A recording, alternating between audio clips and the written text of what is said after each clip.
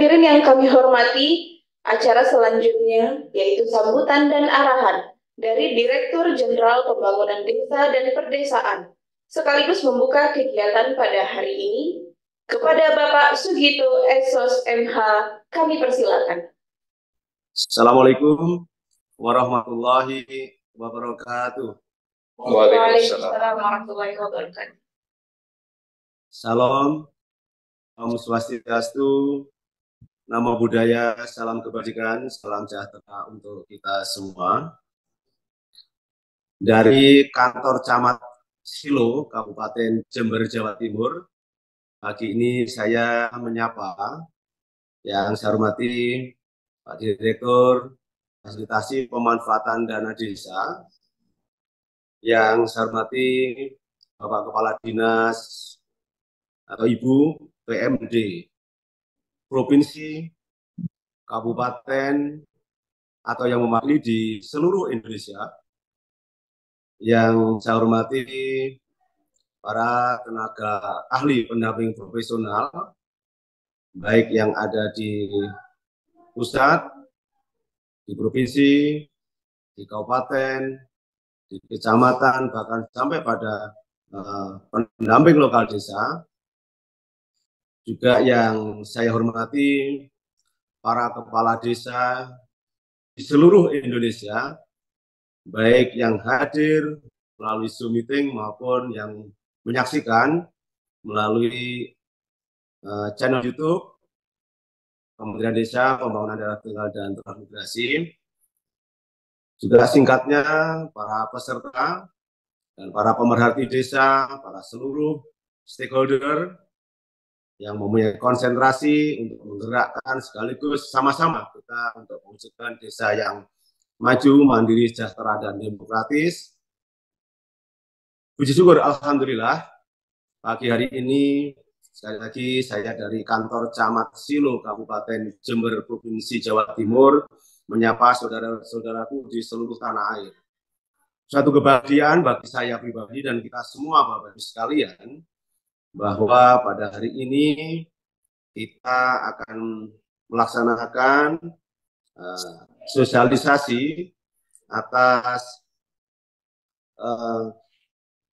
Peraturan Menteri Desa nomor 13 tahun 2023 tentang petunjuk operasional atas fokus penggunaan dana desa tahun 2024. Proses ini perlu kami refleksikan kepada Bapak sekalian bahwa perjalanan sejak Undang-Undang Desa diterbitkan, kemudian diikuti oleh adanya kebijakan dana desa, di mana di dalam setiap fase ini ada dinamika, perubahan, kebijakan yang tentu semuanya dalam kerangka bagaimana untuk sama-sama memberikan satu konsentrasi agar pemanfaatan dana desa ini bisa efektif, efisien, sekaligus menjawab persoalan yang ada, mengembangkan berbagai potensi yang ada di desa, dan dalam rangka meneguhkan, menguat dari apa yang tentu menjadi hal yang dicapai oleh desa. Kebijakan tersebut tidak lepas bahwa ada satu hal yang menurut saya sangat prinsip di dalam transformasi pengaturan tentang desa. Yang pertama adalah soal politik desa, di mana meletakkan musyawarah mufakat itu adalah keputusan tertinggi yang ada di desa. Kemudian yang kedua, soal politik kedaulatan desa, di mana desa diberikan atau mengakui kewenangan yang dimiliki oleh desa, yakni kewenangan yang berdasarkan asal-usul dan kewenangan lokal skala desa. Yang ketiga adalah politik pembangunan desa, yakni meletakkan desa sebagai subjek atas pembangunan desa itu. Jadi bukan pembangunan desa, tetapi pembangunan desa. Dan inilah kemudian diikuti oleh yang keempat, meletakkan bahwa politik literasi desa yang meletakkan desa sebagai basis pengetahuan di dalam proses pembangunan dan pemberdayaan masyarakat desa. Nah, ini di salah satunya dengan adanya pengakuan dan pemanfaatan terhadap kearifan lokal yang dimiliki oleh desa di dalam mengembangkan berbagai upaya untuk mewujudkan tujuan pembangunan desa tadi. Karena itu Bapak Ibu dan hadirin sekalian yang saya hormati, di mana dinamika tadi terjadi Misalnya perjalanan di tahun 2015 sampai tahun 2023 ini. Pertama, keluarnya PP 60 tahun 2024 tentang dana desa yang bersumber dari APBN. Kemudian PP nomor 22 tahun 2015 sebagai perubahan atas peraturan pemerintah nomor 60 tahun 2024. Sampai kemudian di sini dinamika terjadi ketika misalnya pada posisi ada pandemi COVID dan seterusnya. Yang jelas di dalamnya adalah mengatur bagaimana kemudian dana desa sekali lagi lebih efektif.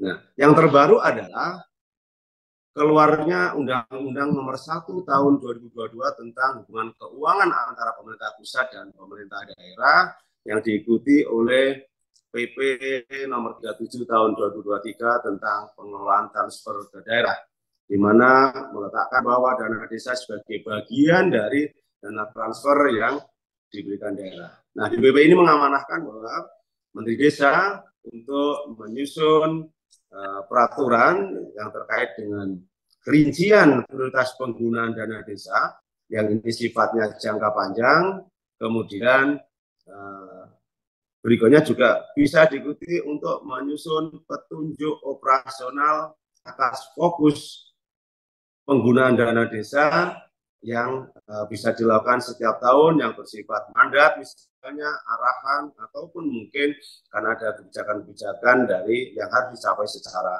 nasional. Nah, karena itu Bapak-Ibu sekalian yang saya hormati, di dalam Undang-Undang Nomor 1 Tahun 2022 tadi tentang hubungan keuangan antara pemerintah pusat dan pemerintah daerah, sekali lagi saya katakan tadi, dana desa merupakan pendapatan desa yang bersumber dari APBN, dan kemudian dana desa ini dialokasikan dengan formula tertentu yang disepakati oleh kementerian lembaga sebagai salah satu instrumen untuk menentukan besaran dari masing-masing desa.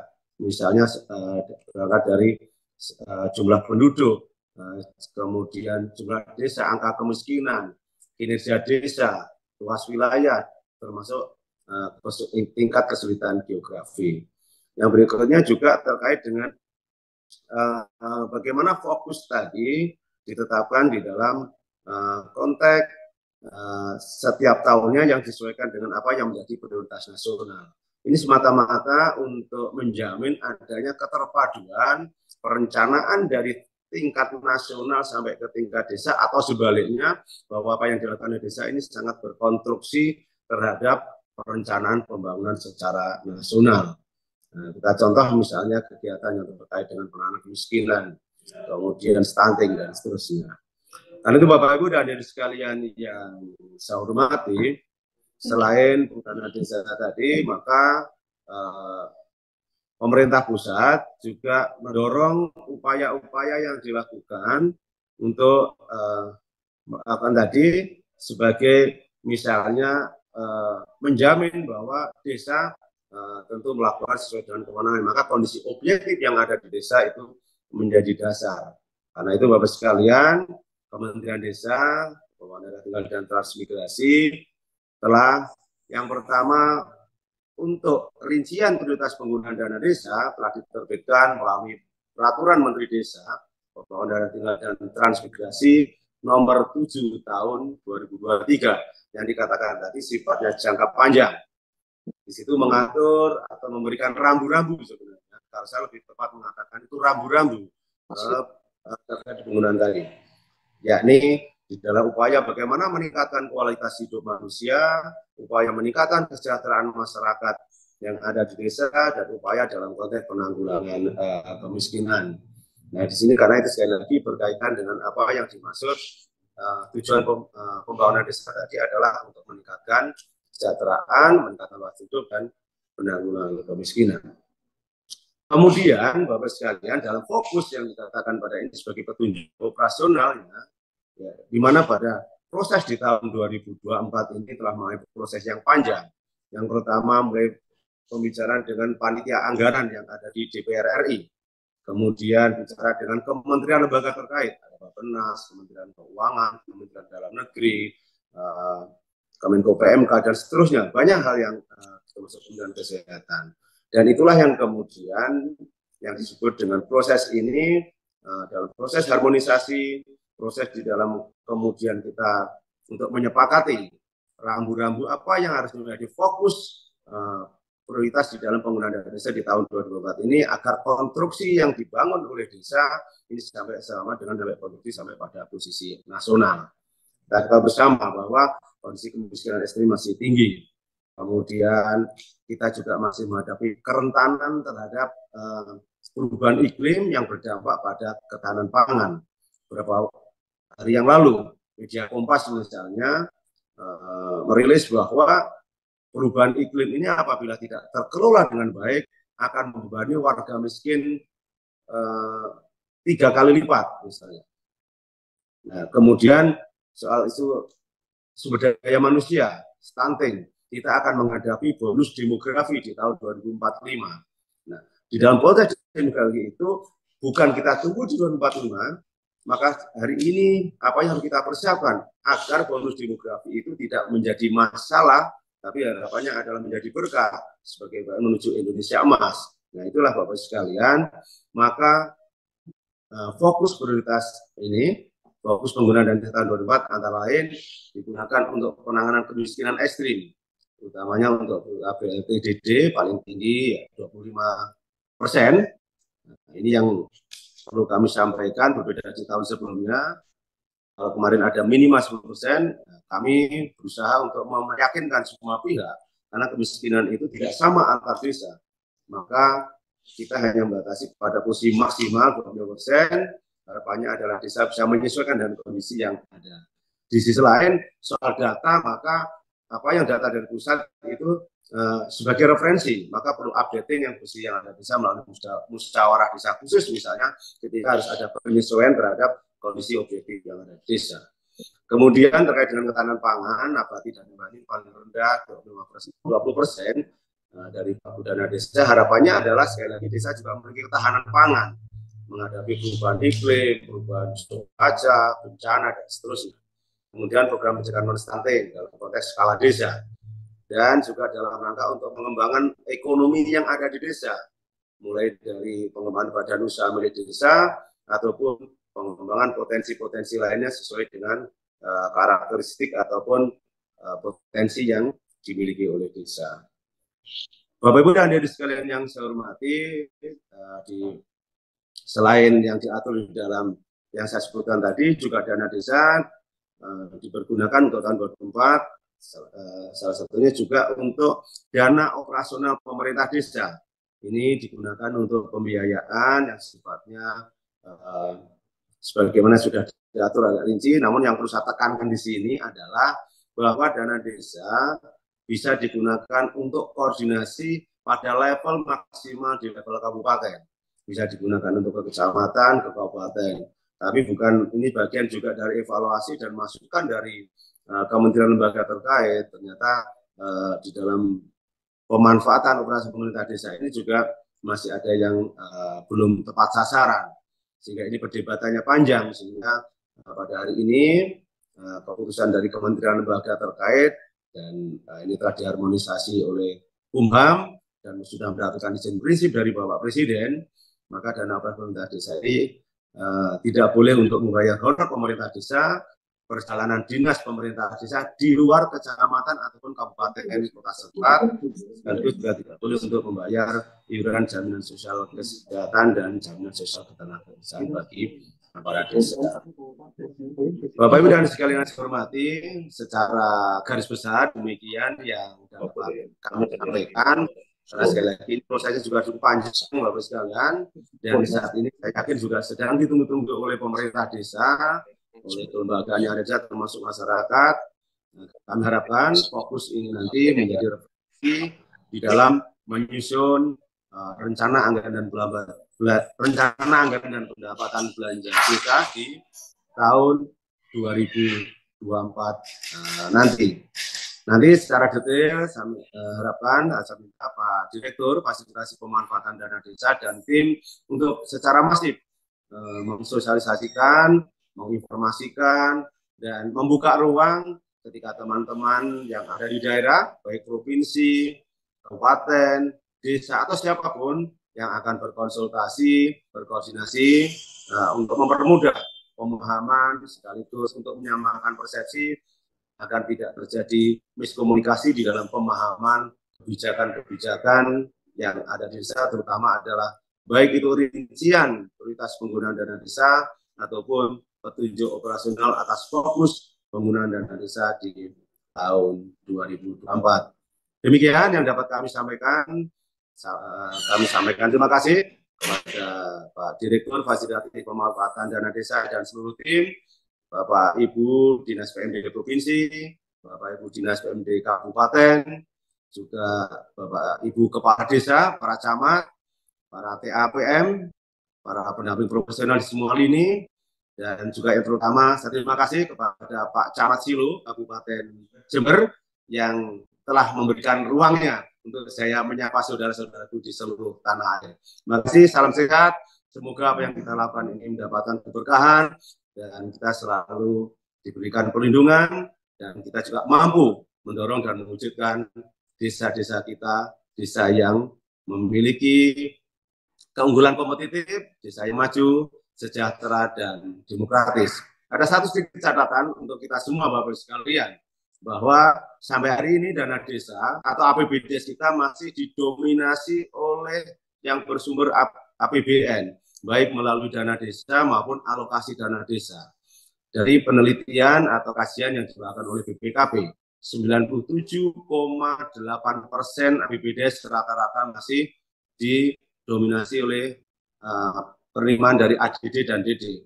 Baru 2,2% yang bersumber dari pendapatan asli desa. Maka saya mengimbau dan mengajak kita semua, kita kembangkan semua kreativitas kita, mari kita manfaatkan dana desa ini untuk bisa menstimulasi, untuk menggerakkan sumber-sumber keuangan yang ada di desa, sehingga desa nanti mampu mengoptimalkan berbagai potensi yang ada, dan kita semakin mandiri yang diikuti dengan tentu penguatan-penguatan berbagai sumber keuangan yang bisa untuk mengkapitalisasi dalam upaya-upaya pembangunan yang ada di desa. Terima kasih. Kurang lebihnya mohon maaf. Saya kiri. Assalamualaikum warahmatullahi wabarakatuh. Waalaikumsalam warahmatullahi wabarakatuh. Terima kasih banyak Bapak Direktur Jenderal PDP atas sambutan dan arahannya pada pagi hari ini. Hadirin yang kami hormati, selanjutnya yaitu paparan sosialisasi peraturan Menteri Desa, Pembangunan Daerah Tertinggal dan Transmigrasi nomor 13 tahun 2023 tentang petunjuk operasional atas fokus penggunaan dana desa tahun 2024 oleh Direktur Fasilitasi Pemanfaatan Dana Desa. Kepada Bapak Dr. Andes Lutfi Latif, kami persilakan. Terima kasih. Yang terhormat Bapak Direktur Jenderal Pembangunan Desa dan Perdesaan, Bapak Sugito. Yang saya hormati peserta sosialisasi dari pusat, masing-masing dari Sekretariat Kabinet, dari Kementerian Keuangan, Kementerian Dalam Negeri, Kementerian Koordinator Pembangunan Manusia dan Kebudayaan, dari Badan Pangan Nasional, Kementerian Perencanaan Pembangunan Nasional atau Bappenas, dari TNP 2K, dari Kementerian Pertanian, dari Kementerian Kesehatan. Yang saya hormati pula peserta daerah yang terdiri atas unsur Dinas PMD Provinsi di seluruh Indonesia, Dinas PMD Kabupaten dan Kota yang memiliki desa. Kemudian para kepala desa se-Indonesia, seluruh pendamping, tenaga pendamping profesional, mulai dari level provinsi, kabupaten, kota, sampai ke pendamping lokal desa. Assalamualaikum warahmatullahi wabarakatuh. Selamat pagi, salam sejahtera untuk kita semua. Salam, Om Swastiastu, Namo Buddhaya, salam kebajikan, Rahayu. Pada pagi hari ini, seperti yang disampaikan oleh Bapak Direktur Jenderal Pembangunan Desa dan Perdesaan tadi, kita melakukan sosialisasi atas petunjuk operasional fokus penggunaan dana desa tahun 2024. Seperti yang kita maklumi bahwa dalam peraturan pemerintah nomor 37 tahun 2023, Kementerian Desa Pembangunan Daerah Tertinggal dan Transmigrasi diberikan mandat untuk menerbitkan 2 peraturan menteri. Pertama adalah Peraturan Menteri tentang rincian prioritas penggunaan dana desa yang berlaku untuk jangka panjang yang telah kita sosialisasikan karena Permendes ini telah ditandatangani sejak 1 November 2023 yang lalu. Kemudian amanah yang kedua untuk Kementerian Desa adalah Permendes tentang petunjuk operasional atas fokus penggunaan dana desa tahun 2024 yang hari ini kita sosialisasikan di seluruh Indonesia. Saya mengucapkan terima kasih kepada seluruh warga desa dari Sabang sampai Merauke, dari Miangas hingga Pulau Rote yang dengan penuh semangat, saya lihat pesertanya sangat banyak mengikuti sosialisasi ini, tentu dengan harapan mudah-mudahan sosialisasi ini bisa bermanfaat dan dijadikan panduan di dalam penyusunan anggaran atau perencanaan kegiatan pembangunan di level desa. Baik Bapak Ibu sekalian, kita masuk pada materi paparan saya terkait sosialisasi Permendes.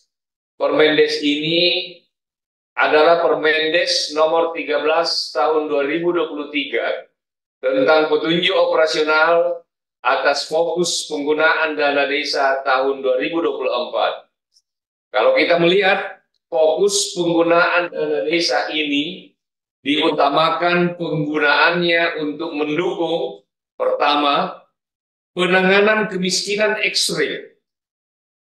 Yang kedua, untuk program ketahanan pangan dan hewani. Yang ketiga, untuk program pencegahan dan penurunan stunting skala desa, dan atau yang keempat, program sektor prioritas di desa melalui bantuan permodalan BUMDes atau BUMDes bersama, BUMDesma, serta program pengembangan desa sesuai potensi karakteristik desa. Di samping itu, Bapak dan Ibu saudara-saudara sekalian, dana desa dapat digunakan untuk dana operasional pemerintah desa. Catatan penting atas fokus penggunaan dana desa 2024 ini adalah bahwa fokus penggunaan dana desa ini wajib. Jadi sekali lagi sifatnya wajib dialokasikan oleh pemerintah desa, tentu melalui musyawarah desa, dalam APBDes tahun 2024. Jadi kalau Permendes yang terbit 1 November lalu tentang rincian prioritas penggunaan dana desa itu sifatnya adalah pilihan, sementara Permendes tentang fokus ini sifatnya adalah menu wajib yang tidak boleh tidak harus diakomodir dalam APBD desa tahun 2024. Kita masuk satu persatu. Pertama adalah untuk penanganan kemiskinan ekstrim. Penanganan kemiskinan ekstrim ini kegiatannya adalah bantuan langsung tunai atau BLT atau BLTDD. Ini diberikan kepada keluarga penerima manfaat atau KPM yang diprioritaskan keluarga miskin ekstrim atau miskin. Jadi miskin ekstrim dulu, baru atau miskin yang berdomisili di desa bersangkutan. Jadi tidak boleh dana desa A diberikan bantuan ke desa B. Harus penduduk desa setempat yang kriterianya pertama adalah bagi mereka yang kehilangan mata pencaharian. Kriteria yang kedua, mereka yang mempunyai anggota keluarga rentan, sakit menahun, sakit kronis, dan atau penyandang disabilitas. Kriteria ketiga, mereka yang tidak menerima bantuan sosial program Keluarga Harapan. Yang keempat, rumah tangga dengan anggota keluarga rumah tangga tunggal lanjut usia. Ini biasanya di desa ada yang hidup sebatang kara. Ini masuk pada kriteria ini. Yang kelima adalah perempuan kepala keluarga atau PK dari keluarga miskin ekstrim. Jadi kalau kepala keluarganya perempuan, tapi hidupnya layak, sejahtera, tidak perlu. Tapi kalau dia kepala keluarga dari keluarga miskin ekstrim, maka ini boleh dan harus mendapatkan bantuan langsung tunai BLT dana desa. Dalam penentuan keluarga penerima manfaat ini, Bapak Ibu sekalian, pemerintah desa dapat menggunakan data pemerintah sebagai acuan untuk menetapkan keluarga penerima manfaat BLTDD. Artinya, data yang disiapkan oleh pemerintah, misalnya data P3KE, ini harus dibawa dalam musyawarah desa untuk melihat kondisi faktual, kondisi real yang terjadi di desa. Kalau dalam data pemerintah ternyata menurut desa, menurut musyawarah desa ada warga yang dianggap mampu dan tidak layak, maka forum musyawarah desa berhak mencoret orang yang ada dalam data kemiskinan versi pemerintah pusat, dapat dicoret dan digantikan dengan warga kurang mampu lainnya. Atau sebaliknya, data ini misalnya dalam satu desa ada 20 data miskin atau miskin ekstrim yang selama ini dapat. Tapi ternyata masih ada warga yang menurut forum musyawarah desa memenuhi syarat dan kriteria sebagai penerima BLT, namun tidak tercantum dalam data pemerintah. Misalnya data P3KE tadi, maka forum musyawarah desa dapat memasukkan tambahan warga yang miskin tadi untuk mendapatkan BLT-DD. BLT ini dialokasikan paling tinggi 25%. Jadi maksimal 25%. Tidak ada minimalnya. Jadi kalau di desa Bapak, jadi 25% maksimal dari pagu dana desa yang besarannya Rp300.000 setiap bulan selama 12 bulan, mulai Januari hingga Desember, dan dapat dibayarkan maksimal 3 bulan secara sekaligus. Jadi contohnya, misalnya ada desa, dari pagu dana desanya itu yang memenuhi kriteria miskin atau miskin ekstrim hanya 10%, maka jangan dipaksa-paksa untuk harus sampai 25%. Karena memberikan BLT bagi warga yang mampu dan tidak memenuhi kriteria, pada akhirnya nanti Bapak Ibu di desa akan berurusan dengan APH manakala terjadi pemeriksaan yang tidak sesuai dengan kriteria ini. Jadi kami menyarankan, kami menghimbau, kami mengingatkan warga yang mendapat BLT ini adalah yang memenuhi kriteria. Batasannya adalah maksimal 25 tahun, tidak ada batasan minimal, tapi disesuaikan dengan kondisi faktual, kondisi real yang ada di desa masing-masing. Fokus penggunaan dana desa untuk penanganan kemiskinan ekstrim melalui BLT-DD ini, mekanismenya adalah tentu melalui penetapan keluarga penerima manfaat yang diputuskan bersama dalam musyawarah desa. Mengutamakan keluarga miskin ekstrim dulu, kemudian identifikasi keluarga miskin ekstrim dilakukan melalui pemeringkatan berdasarkan aspek sosial dan ekonomi.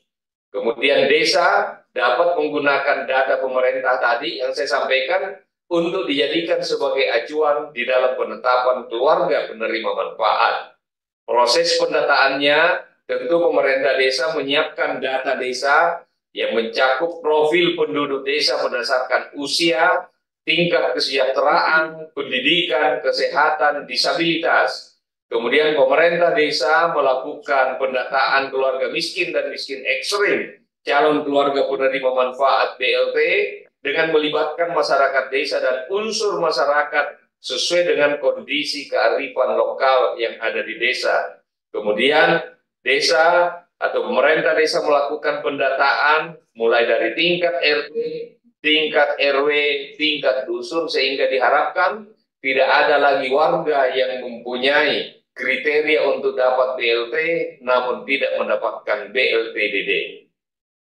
Kemudian proses konsolidasi dan verifikasi hasil pendataannya, tentu pemerintah desa menghimpun hasil pendataan dari rukun tetangga tadi, dari RW sampai dusun, untuk kemudian melakukan verifikasi serta tabulasi data. Kemudian antara lain identifikasi keluarga miskin untuk diprioritaskan menjadi penerima BLT, untuk melakukan verifikasi status kependudukan, dan seterusnya. Yang ke-C, proses validasinya dan penetapan hasil pendataannya, pemerintah desa memfasilitasi Badan Permusyawarah Desa untuk melaksanakan musdes dengan mengundang perwakilan desa, pihak lain untuk membantu validasi bagi calon keluarga penerima manfaat. Kemudian berdasarkan hasil tersebut, daftar calon keluarga penerima manfaat ditetapkan dengan keputusan kepala desa. Keputusan kepala desa ini paling sedikit memuat nama, alamat calon, kemudian rincian calon penerima manfaat berdasarkan jenis kelompok pekerjaan, kemudian jumlah calon keluarga penerima manfaat. Lalu poin berikutnya adalah keputusan kepala desa mengenai penetapan keluarga penerima manfaat ini dilaporkan kepada bupati, wali kota melalui camat setempat. Kemudian jika terjadi perubahan keluarga penerima manfaat, maka perubahan keluarga penerima manfaat BLT ini karena meninggal dunia misalnya, atau tidak lagi memenuhi kriteria penerima manfaat, maka kepala desa wajib mengganti dengan keluarga penerima manfaat yang baru, tentu dalam persetujuan musyawarah desa. Kemudian pemerintah desa memfasilitasi BPD menyelenggarakan musdes untuk menetapkan perubahan ini. Kemudian manakala tidak terdapat pengganti keluarga manfaat karena sudah tidak ada lagi keluarga yang memenuhi kriteria, maka dengan alasan tersebut wajib dijelaskan dalam berita acara musyawarah desa. Kemudian daftar keluarga penerima manfaat baru ditetapkan dengan keputusan kepala desa, dan keputusan kepala desa mengenai perubahan atas pemanfaatan penetapan keluarga penerima manfaat ini tetap dilaporkan kepada bupati wali kota melalui camat setempat. Nah, Bapak Ibu sekalian, program yang kedua adalah program ketahanan pangan dan hewani. Jadi kalau tadi saya sudah menyampaikan penanganan kemiskinan ekstrim, sekarang kita masuk kepada program ketahanan pangan dan hewani. Untuk ketahanan pangan dan hewani ini dialokasikan paling rendah 20% dari pagu dana desa. Jadi pagu dana desa, misalnya sebuah desa itu 1 miliar, maka paling rendah 200 juta diantaranya wajib dipakai untuk program ketahanan pangan dan hewani. Paling rendah. Bisa lebih.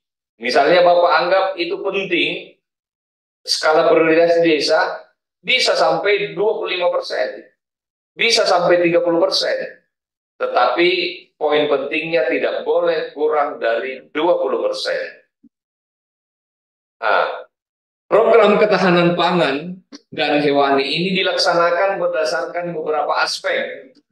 Pertama, tentu harus melihat ketersediaan pangan di desa. Yang kedua, keterjangkauan pangan di desa. Yang ketiga, pemanfaatan pangan di desa. Ini ada beberapa langkah pemanfaatan dana desa untuk ketahanan pangan di desa. Dilakukan dengan cara, pertama harus memastikan bahwa program kegiatan yang direncanakan ini adalah kewenangan desa. Yang kedua, harus disepakati, harus diputuskan dalam musyawarah desa. Kemudian yang ketiga, program atau kegiatan yang direncanakan ini dipastikan masuk dalam RKP, Rencana Kerja Pembangunan Desa, dan APB Desa, Anggaran Pendapatan Belanja Desa. Harus dipastikan masuk dalam RKP dan APB Desa. RKP Desa dan APB Desa ini harus dipublikasikan menurut ketentuan peraturan perundang-undangan yang berlaku sebagai pertanggungjawaban kepada publik. Maka semua masyarakat desa harus tahu apa isi RKP Desa dan APB Desa ini. Makanya penting untuk dilakukan publikasi. Pertama, kita masuk pada ketersediaan pangan di desa. Ketersediaan pangan di desa ini dari hasil produksi masyarakat di desa. Jadi bisa dalam bentuk pemanfaatan tanah kas desa sebagai lahan pertanian, lahan peternakan, kemudian perikanan, perkebunan, kegiatan pengembangan pangan lainnya. Catatan lainnya adalah bahwa pemanfaatan lahan pekarangan dan pemanfaatan lahan non-produktif untuk pertanian, peternakan, perikanan. Kemudian bisa untuk pengembangan pertanian keluarga, pekarangan untuk pangan lestari, hidroponik. Hidroponik ini bagi desa-desa yang sering bertanya, sudah kekurangan lahan yang tersedia, maka program ketahanan pangannya ini boleh untuk kegiatan-kegiatan pengembangan pertanian seperti hidroponik atau biofonik. Kemudian peningkatan ketersediaan dan akses benih dan bibit tanaman ternak dan ikan. Pelatihan budidaya pertanian, perkebunan, perhutanan, peternakan atau perikanan. Pengembangan pakan ternak alternatif, pengembangan sentra pertanian, perkebunan, perhutanan, peternakan, perikanan terpadu, serta untuk pembukaan lahan pertanian perkebunan melalui program PKTD. Tetapi ini tidak untuk membeli lahan, tidak untuk membeli lahan. Pembangunan dan atau normalisasi jaringan irigasi tersier sesuai kewenangan desa melalui program PKTD. Kemudian pembangunan kandang komunal, pelatihan pengolahan hasil panen, pemasangan atau perawatan keramba bersama, pembangunan pemeliharaan tempat pelelangan ikan, tempat penjualan ikan yang dikelola oleh BUMDes atau BUMDes bersama, kemudian pengadaan sarana prasarana produksi, kemudian program lainnya untuk mewujudkan ketersediaan pangan dari hasil produksi masyarakat desa, dan poin pentingnya adalah harus sesuai dengan kewenangan desa dan diputuskan secara bersama-sama dalam forum musyawarah desa. Untuk ketersediaan pangan dari lumbung pangan desa, misalnya melalui pengembangan pengelolaan lumbung pangan melalui program-program atau kegiatan yang sifatnya PKTD, pemeliharaan infrastruktur pendukung lumbung pangan melalui padat karya tunai desa, program kegiatan lainnya untuk mewujudkan ketersediaan pangan dari lumbung pangan desa sesuai kewenangan desa dan diputuskan dalam musyawarah desa. Bapak Ibu peserta sosialisasi, kemudian ketersediaan pangan yang beragam, berisi berimbang, berbasis potensi sumber daya seperti pengembangan TTG, teknologi tepat guna, untuk pengembangan pangan lokal, pengembangan disertifikasi usaha tani perikanan, penanaman tumpang sari, program kegiatan lainnya yang berbasis sumber daya lokal sesuai kewenangan desa. Untuk keterjangkauan pangan di desa, bisa untuk kegiatan peningkatan, pemeliharaan jalan usaha tani, program kegiatan lainnya untuk mewujudkan kelancaran distribusi, ketersediaan bantuan pangan bagi masyarakat miskin, masyarakat rawan pangan dan gizi maupun dalam keadaan darurat seperti pemberian bantuan bahan pangan bagi warga miskin, rawan pangan dan gizi, dan program kegiatan lainnya untuk mewujudkan ketersediaan bantuan pangan bagi masyarakat miskin, rawan pangan dan gizi maupun dalam keadaan darurat sesuai kewenangan desa dan sekali lagi harus diputuskan dalam musyawarah desa. Sementara untuk pemanfaatan pangan di desa, konsumsi pangan yang beragam bergizi ini seperti sosialisasi, edukasi, peningkatan keterampilan, pengembangan dan diseminasi PTG, pengolahan pangan lokal, program ketahanan lainnya yang mendukung untuk terwujudnya konsumsi pangan yang beragam, bergizi berimbang. Kemudian Bapak Ibu sekalian, kita masuk pada program pencegahan penurunan stunting skala desa. Untuk stunting ini, penggunaan dana desa bagi pencegahannya dan penurunannya tentu harus melihat bahwa ini dilakukan untuk skala desa. Maka stunting dapat digunakan dengan menggunakan dana desa, tetapi poin pentingnya adalah harus sesuai kewenangan desa. Kenapa? Karena pencegahan penurunan stunting ini dapat menggunakan APBN, tentu penanggung jawabnya adalah kementerian lembaga terkait, juga dapat menggunakan APBD provinsi, kabupaten, kota. Jadi pencegahan dan penurunan stunting ini adalah kerja kolaborasi, baik menggunakan dana yang bersumber dari kementerian lembaga terkait, APBD provinsi, kabupaten, tetapi dana desa juga digunakan untuk upaya pencegahan penurunan stunting ini, tetapi hanya sebatas kewenangan desa. Melalui program-program intervensi spesifik, intervensi sensitif, dan tata kelola pelaksanaan percepatan pencegahan dan penurunan stunting. Kita masuk satu persama. Pertama adalah pencegahan dan penurunan stunting skala desa ini, sasaran intervensinya adalah remaja putri. Yang kedua, calon pengantin. Yang ketiga, ibu hamil, ibu menyusui, ibu yang sedang nifas. Ini sasarannya. Kemudian yang keempat, bayi usia 0 sampai 59 bulan. Dan mereka atau keluarga yang berisiko stunting. Apa yang menjadi kegiatan yang dapat menggunakan dana desa untuk mengatasi penyebab langsung atau intervensi spesifik ini? Maka dana desa dapat digunakan untuk penyuluhan dan konseling gizi. Dana desa dapat digunakan untuk pemantauan tumbuh kembang balita.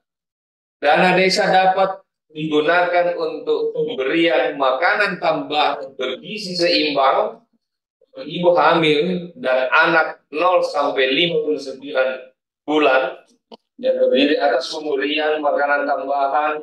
Penyuluhan merupakan makanan tambahan berbentuk makanan atau bahan makanan lokal diberikan kepada balita dan ibu hamil saat pelaksanaan posyandu, bisa dari dana desa. Kemudian pemberian makanan tambahan pemulihan. Ini merupakan makanan tambahan berbentuk makanan atau makanan lokal yang diberikan kepada balita dengan status gizi buruk selama 90 hari. Dapat menggunakan dana desa selama belum didanai atau program sumber pendanaan lainnya. Jadi kalau misalnya pemerintah kabupaten sudah menyiapkan anggaran untuk hal tersebut, maka dana desa jangan double lagi penganggarannya, biar tidak terjadi double anggaran, tapi dapat menggunakan untuk kegiatan-kegiatan lain, karena ini sifatnya bisa untuk penyuluhan, bisa untuk konseling, bisa untuk pemantauan. Jadi ada kader yang memantau tumbuh kembang balita dan bisa untuk makanan tambahan ini. Kemudian penyuluhan dan pendampingan pemberian air susu ibu eksklusif. Sosialisasi. Jadi dana desa boleh untuk sosialisasi pemberian makanan pendamping ASI, air susu ibu bagi anak usia 6 sampai 24 bulan. Kemudian dana desa boleh untuk pelatihan pengolahan makanan pendamping ASI yang menggunakan pangan lokal. Kemudian kegiatan lainnya sesuai dengan kebutuhan dan kewenangan desa.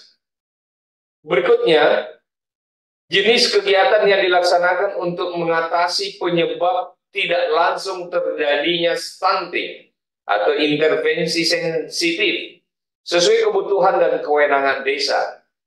Pertama, dana desa dapat digunakan untuk program-program atau kegiatan terkait peningkatan akses perlindungan sosial bagi keluarga sasaran stunting. Upaya pencegahan perkawinan dini, pelatihan pangan yang sehat dan aman, pelatihan sosialisasi tentang keluarga berencana, kampanye promosi gerakan pengolahan pemberian makanan tambahan lokal, praktek atau demo pemberian makanan bagi bayi dan anak, simulasi tumbuh kembang, perilaku hidup bersih dan sehat, pendidikan tentang pengasuhan anak melalui pendidikan anak usia dini yang dimiliki desa dan bina keluarga balita, penyediaan akses air minum layak bagi rumah tangga, penyediaan sarana sanitasi layak bagi rumah tangga. Kemudian bisa juga untuk edukasi gerakan stop buang air besar sembarangan.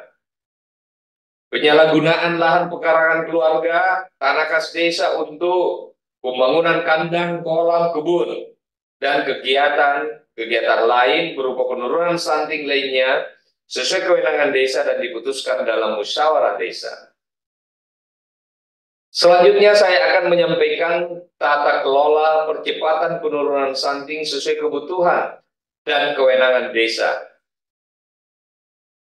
Bahwa penanganan intervensi stunting berskala lokal desa ini dapat diintegrasikan di dalam kegiatan lain yang beririsan dengan stunting seperti ketahanan pangan dan kemiskinan ekstrim.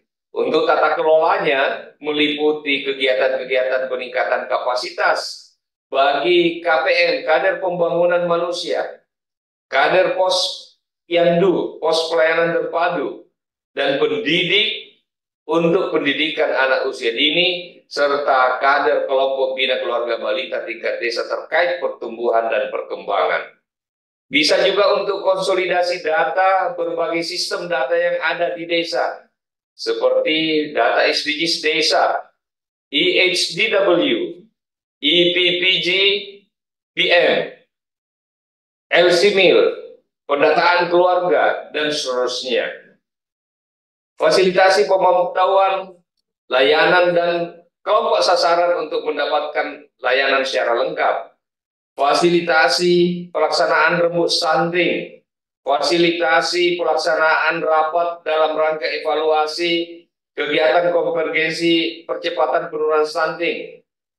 Dana desa boleh juga untuk pemberian insentif bagi KPM, kader posyandu, pendidik usia dini, pendidikan anak usia dini, dan kader desa lainnya yang ditunjuk dan ditetapkan surat keputusan kepala desa. Jadi ini sifatnya insentif, bukan honor bulanan yang rutin setiap bulan diterima. Insentif, jadi sifatnya per kegiatan. Penyediaan atau fasilitas alat bantu kerja bagi kader yang mendukung pelaksanaan percepatan stunting. Bapak Ibu, kita masuk kepada fokus keempat, yaitu program sektor prioritas di desa melalui bantuan permodalan BUMDes atau BUMDes bersama. Ini dilaksanakan melalui penyertaan modal desa kepada BUMDes atau BUMDes bersama. Pertama adalah penyertaan modal dapat dilakukan untuk modal awal pendirian. Bisa juga untuk penambahan modal. Kemudian penyertaan modal ini gunakan untuk pengembangan kegiatan usaha, penguatan struktur permodalan, dan peningkatan kapasitas usaha. Kemudian yang ketiga adalah penugasan desa kepada BUMDes, BUMDesma untuk melaksanakan kegiatan-kegiatan tertentu. Yang ketiga, keputusan untuk melakukan penyertaan modal harus terlebih dahulu disepakati dalam musdes dan harus sesuai dengan kewenangan desa dan ditetapkan dalam APBDes. Kemudian penyertaan modal ini harus betul-betul sesuai dengan kebutuhan dan kewenangan desa, dilaksanakan dengan ketentuan perundang-undangan yang ada. Ibu bapak sekalian, penyertaan modal bagi desa yang dilakukan untuk modal awal pendirian BUMDes BUMDesma ini dilaksanakan oleh desa yang belum mendirikan BUMDes BUMDesma. Penyertaan modal desa yang dilakukan meliputi pengembangan kegiatan usaha, penguatan struktur permodalan, penugasan desa kepada BUMDes-BUMDesma untuk pelaksanaan kegiatan tertentu berdasarkan hasil musyawarah. Kemudian pengembangan kegiatan ini difokuskan untuk pembentukan dan pengembangan produk desa, meliputi pengelolaan hutan desa. Jadi ini disesuaikan dengan karakteristik potensi desa yang dimiliki, pengelolaan usaha hutan sosial, hutan adat, air minum, pengelolaan air minum, pengembangan produk pertanian, perkebunan, peternakan, pengembangan produk perikanan, apakah itu pembenihan, pengasapan ikan, penggaraman, perebusan, dan lain-lain sebagainya. Pengembangan sarana produksi, pemasaran, dan distribusi produk, pengembangan desa wisata, dan pengembangan usaha BUMDes lainnya yang sesuai dengan potensi dan kewenangan desa. Berikutnya, Bapak Ibu sekalian, kita masuk kepada dana operasional pemerintah desa. Tahun 2023 ini ada dana operasional pemerintah desa dan baru dimulai tahun 2023. Kalau Bapak Ibu bertanya bagaimana dengan dana operasional pemerintah desa ini, apakah masih sama di tahun 2024? Jawabannya adalah dana operasional pemerintah desa untuk tahun 2024 tetap ada, tetapi penggunaannya kami revisi sedikit. Ada perbedaan sedikit antara penggunaan dana desa operasional pemerintah desa di 2023 dan 2024 ini. Untuk dana operasional pemerintah desa dialokasikan paling banyak 3% dari pagu dana desa di setiap desa. Artinya, kalau ibu bapak desanya mempunyai pagu sebesar 1 miliar rupiah, maka maksimal paling banyak 30 juta dari 1 miliar itu dapat digunakan untuk dana operasional pemerintah desa. Karena ini paling banyak 3%, maka tidak boleh 3,1%, 3,5%, 5%, itu tidak boleh. Tetapi 2,9% boleh, 2,5% boleh, atau kalau dianggap cukup cuma 1% dari dana desa untuk operasional ini juga boleh. Yang jelas catatannya adalah tidak boleh lebih dari 3%. Ini diberikan setiap bulan untuk mendukung pelaksanaan tugas pemerintah desa.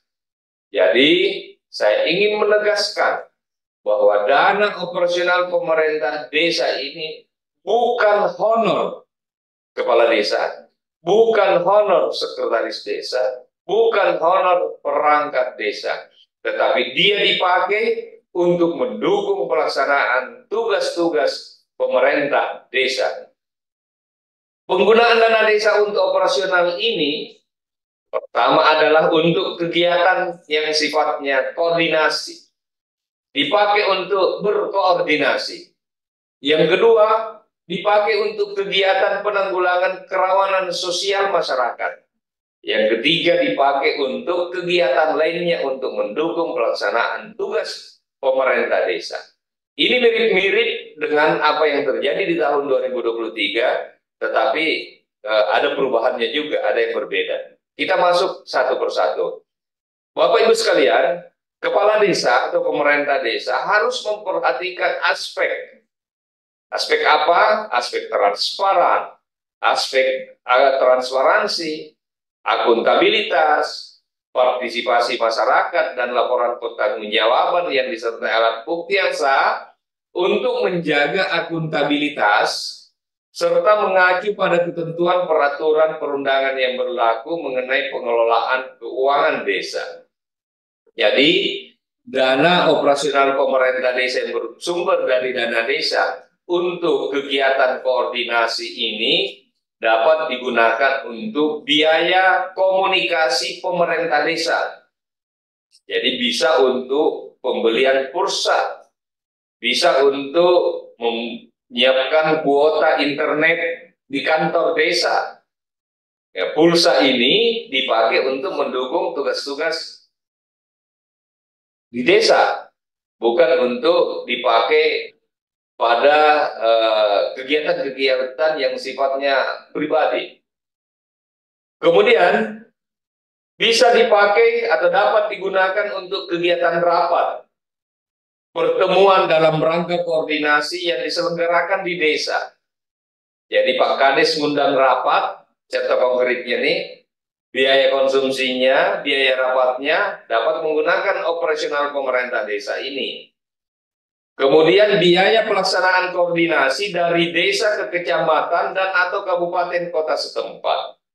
Ini yang berbeda dengan Permendes sebelumnya atau yang berlaku di 2023 ini, di mana tahun 2023 ini biaya koordinasi ini ternyata banyak teman-teman kepala desa koordinasinya sampai ke Jakarta. Rame-rame pakai bus. Ya, kami alhamdulillah terima kasih berkoordinasi tapi ternyata hampir tiap hari sangat banyak yang berkoordinasi ke Jakarta, sehingga kami memandang ini tidak efektif, sehingga koordinasi yang dapat menggunakan dari dana operasional ini hanya maksimal sampai dalam kabupaten tersebut. Jadi sampai dalam kabupaten, misalnya desa A mau berkoordinasi ke desa tetangga itu boleh, berkoordinasi sampai ke kecamatan boleh, berkoordinasi ke kecamatan tetangga dalam satu kabupaten atau kota boleh, ke kabupaten boleh, tetapi ke provinsi, ibu kota provinsi, ke Jakarta, ke ibu kota negara atau kementerian lembaga kami memandang belum tepat untuk menggunakan dana desa ini sehingga tidak diizinkan. Yang kedua, untuk penanggulangan kerawanan sosial masyarakat. Dana operasional pemerintah desa yang bersumber dari dana desa dapat digunakan untuk kegiatan dalam rangka pencegahan, dalam rangka penanggulangan kerawanan sosial yang disebabkan karena kemiskinan, kesusahan, atau kena musibah, keterbatasan dana. Misalnya, biaya transportasi masyarakat desa yang membutuhkan akses darurat kepada layanan kesehatan yang berjarak jauh dari desa. Contohnya, ada warga sakit tengah malam, ingin dirujuk ke rumah sakit kabupaten atau puskesmas di kecamatan. Desanya jauh terpencil, tidak ada yang mengurusi. Maka operasional pemerintah desa ini dapat dipakai untuk mengantar, misalnya biaya kendaraan bagi warga yang sakit atau membutuhkan layanan medis di tengah malam pada waktu-waktu tertentu. Kemudian bantuan pemulasaran jenazah bagi masyarakat miskin ekstrim seperti kain kafan, peti jenazah, dan sebagainya. Ini contohnya ada warga tidak mampu meninggal, tidak ada yang ngurus jenazahnya. Maka dana operasional pemerintah desa dapat digunakan untuk mengurus jenazah tersebut sampai dengan selesai dimakamkan. Kemudian terjadi untuk membiayai konflik sosial. Misalnya biaya operasional untuk mediasi konflik sosial di desa, biaya transportasi, konsumsi, forum mediasi. Kemudian biaya operasional untuk menjamin keamanan ketertiban di desa seperti biaya transportasi dan konsumsi. Kemudian penyelenggaraan forum lintas kelompok budaya dan agama melalui pencegahan konflik sosial seperti pembiayaan konsumsi forum. Penanggulangan kerawanan sosial ini dapat pula digunakan untuk bencana yang menimpa masyarakat desa, seperti bantuan logistik bagi warga yang menjadi korban bencana. Ada warga yang mungkin kena musibah kebakaran. Dana operasional pemerintah desa ini bisa dipakai untuk bantuan logistik yang kena musibah tadi. Kemudian biaya transportasi kepala desa dalam merespon bencana di desa yang belum mendapat intervensi dari supradesa, bukan dari kecamatan kabupaten. Kemudian kegiatan rapat pertemuan dalam rangka pencegahan penanggulangan kerawanan sosial. Yang ketiga, untuk operasional pemerintah desa ini, untuk kegiatan lainnya yang mendukung pelaksanaan tugas pemerintah desa, seperti kegiatan promosi produk-produk unggulan desa, promosi desa-desa yang berbasis digital. Kemudian dapat pula digunakan untuk protokoler, penyelenggaraan upacara kedinasan di desa, operasional penyambutan tamu dari pemerintah pusat, pemerintah provinsi, daerah yang berkunjung ke desa. Misalnya, Pak Kadis PMD melakukan monef dari kabupaten ke sebuah desa yang sangat terpencil. Pak Kades kan merasa tidak enak nih. Pak Kadis datang jauh-jauh, tidak disuguhi misalnya teh, kopi. Maka biaya untuk teh, kopi, atau mungkin kue-kue itu boleh dari operasional pemerintah desa sebagai penyambutan tamu yang berkunjung ke desa. Pemberian untuk masyarakat yang berprestasi, khususnya yang berasal dari keluarga miskin di desa. Misalnya ada warga berprestasi, sekolah, butuh sekolah, tidak punya seragam, perlengkapan sekolah, bisa untuk piagam atau plakat sebagai wujud atau bentuk apresiasi dari pemerintah desa. Kegiatan-kegiatan olahraga, kegiatan-kegiatan sosial, seni, budaya, keagamaan. Misalnya perlengkapan olahraga untuk Karang Taruna, penyelenggaraan acara kesenian yang ada di desa, penyelenggaraan acara-acara adat, acara keagamaan seperti pengajian atau apa dan seterusnya. Penguatan rasa kebangsaan dan kesatuan seperti penyelenggaraan lomba peringatan nasional. Misalnya peringatan Hari Kemerdekaan di bulan Agustus, biasanya kepala desa ini banyak mendapatkan proposal-proposal untuk hadiah-hadiah lomba. Maka dana desa dapat digunakan untuk pemberian apresiasi tersebut.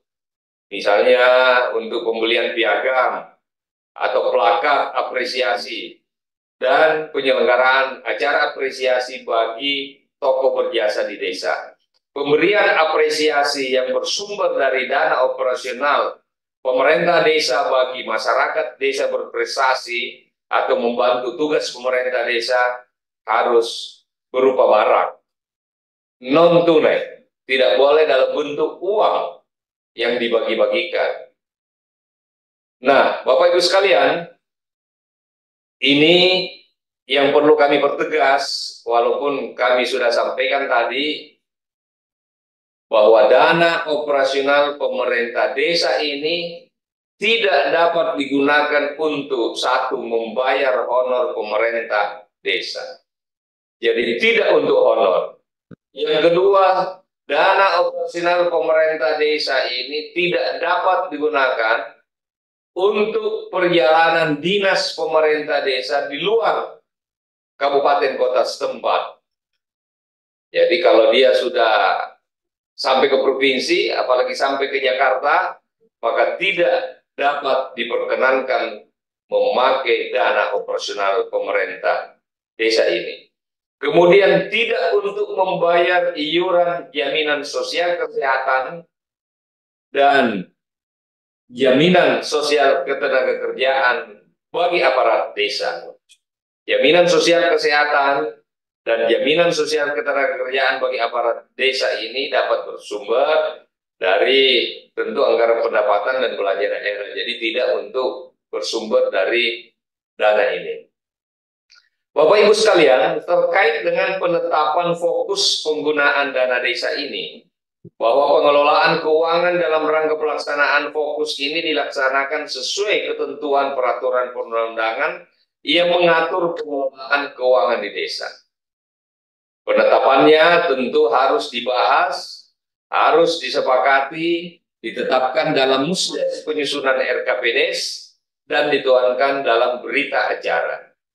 Fokus ini diutamakan untuk mendukung program ketahanan pangan dan hewani dilaksanakan melalui swakelola serta pendayagunaan sumber daya lokal yang ada di desa.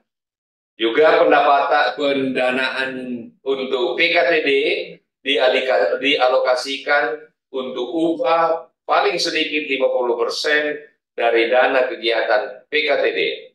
Kemudian mengikuti tahapan perencanaan pembangunan desa sesuai dengan ketentuan peraturan perundangan yang mengatur mengenai pedoman umum pembangunan dan pemberdayaan masyarakat desa. Swakelola diutamakan menggunakan pola PKTD. Bapak Ibu, partisipasi masyarakat dibutuhkan. Masyarakat desa harus ikut berpartisipasi dalam penetapan fokus penggunaan dana desa ini yang dilakukan. Pertama, masyarakat harus terlibat aktif dalam setiap tahapan penyusunan fokus penggunaan dana desa. Kemudian yang kedua, menyampaikan usulan program atau kegiatan.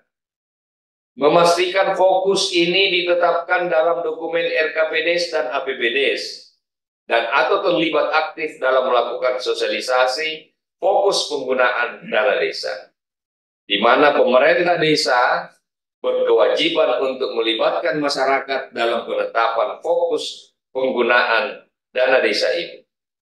Pemerintah desa terkait publikasi, pemerintah desa wajib mempublikasikan fokus penggunaan dana desa terhitung sejak APBDes ditetapkan. Kenapa? Ini adalah bentuk penyampaian kepada publik, bentuk keterbukaan kepada publik.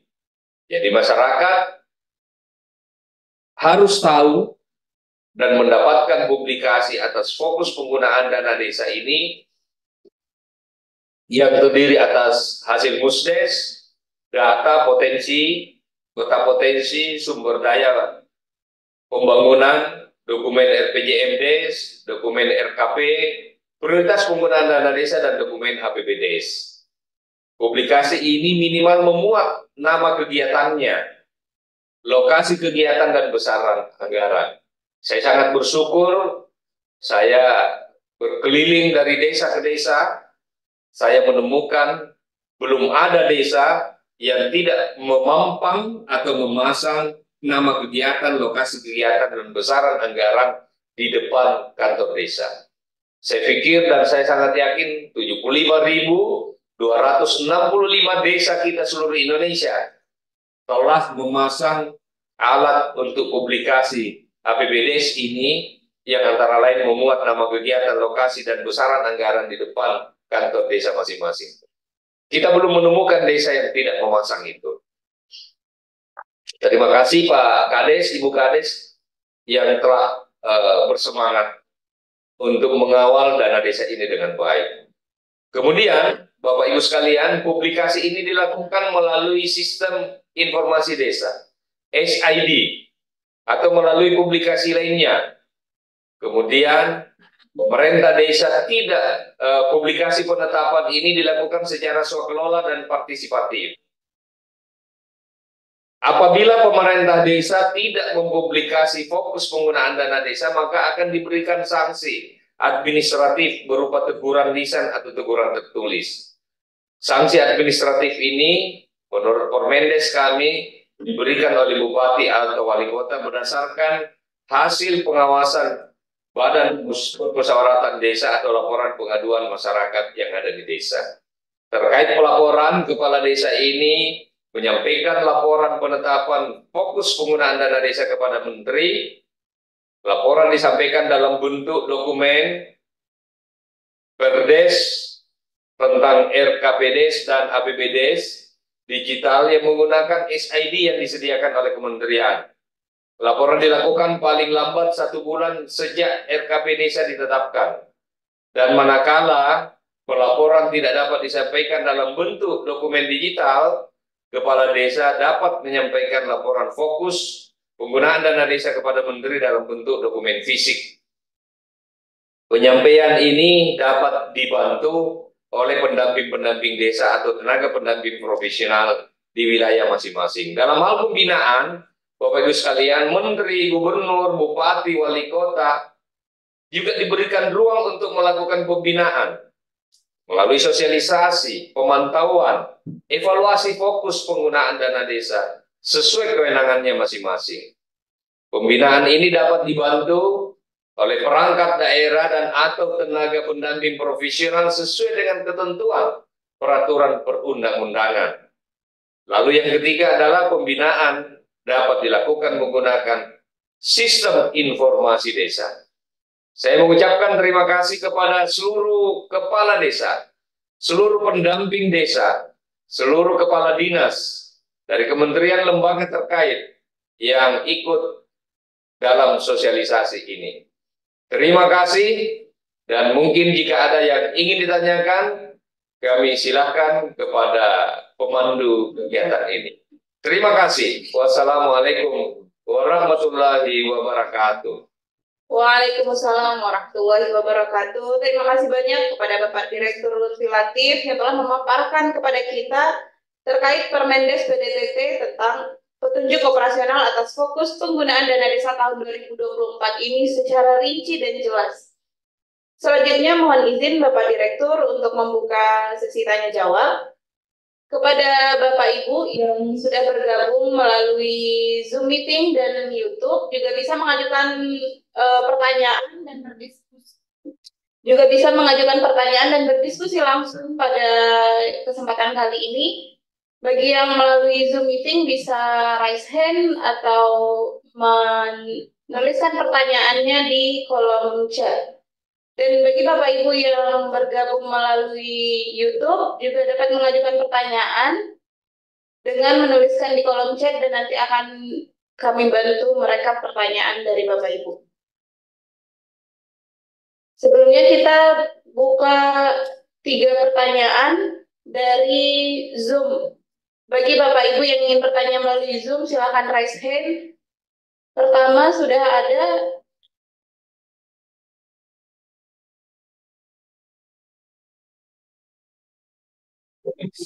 atas nama Henry Wijaya. Silakan Bapak perkenalkan nama dan asalnya dari mana, kemudian silakan mengajukan pertanyaan. Assalamualaikum warahmatullahi wabarakatuh. Selamat siang Bapak Ibu. Waalaikumsalam warahmatullahi wabarakatuh. Perkenalkan, nama saya Hendri Wijaya dari DPMPD Kabupaten Landak, Provinsi Kalimantan Barat, Ibu. Jadi pertanyaan saya, Ibu, yang terkait dengan untuk BLT desa ini kan maksimal 25%. Apakah itu sifatnya wajib atau misalkan dalam kondisi di lapangan bahwasanya tidak ada masyarakat yang memenuhi kriteria yang berhak menerima BLT. Nah, apakah boleh tidak dianggarkan? Apakah BLT yang 25% ini sifatnya wajib? Terima kasih, Bu. Bapak. Baik, terima kasih Bapak. Kami tampung dulu pertanyaannya ya Bapak. Selanjutnya dari Zoom ada yang raise hand, silahkan.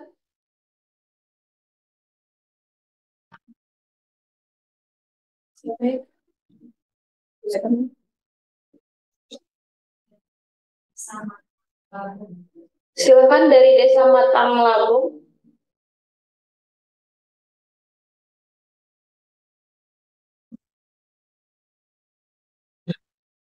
Silakan di-unmute, Pak.